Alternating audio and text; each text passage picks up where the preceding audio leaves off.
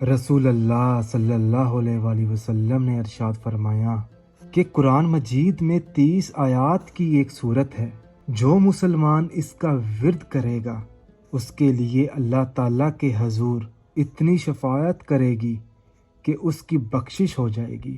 بسم اللہ الرحمن الرحیم۔ السلام علیکم ناظرین، امید ہے آپ سب لوگ خیر خیریت سے ہوں گے۔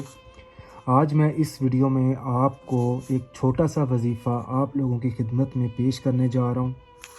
اگر آپ سے کوئی شخص ناراض ہو جاتا ہے، چاہے وہ آپ کے والدین ہیں، چاہے وہ آپ کا محبوب ہے، چاہے وہ آپ کا شوہر ہے، چاہے وہ آپ کا چھوٹا بھائی ہے، بڑا بھائی ہے، آپ کی بیوی ہے، آپ کے رشتہ دار ہیں، آپ کے پڑوسی ہیں، جو بھی ہے، اگر آپ کو لگتا ہے کہ اگر آپ کی غلطی ہے اور جس کی وجہ سے وہ ناراض ہو چکا ہے، تو آپ کو یہ چاہیے کہ ہر روز عشاء کی نماز ادا کرنے کے بعد ایک مرتبہ سورۃ ملک پڑھ کر اللہ پاک سے اپنے گناہوں کی معافی مانگیں اور دعا کریں کہ وہ شخص زندگی میں آپ سے کبھی ناراض نہ ہو۔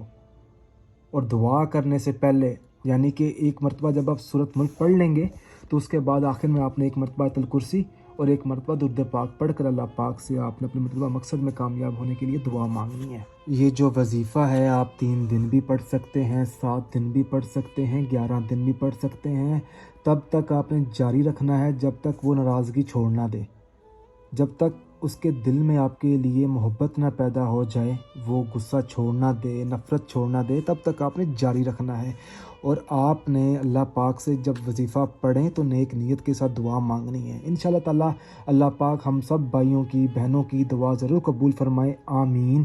اگر کوئی چیز اگر آپ نے پوچھنی ہو تو اس ویڈیو کے نیچے آپ کمنٹ کر کے پوچھ سکتے ہیں۔ اگر کوئی وظیفہ چاہیے تو اس حوالے سے بھی آپ پوچھ سکتے ہیں۔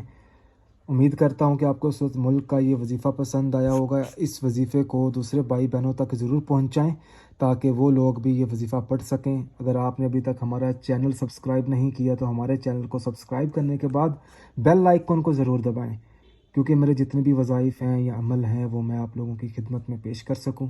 جزاک اللہ۔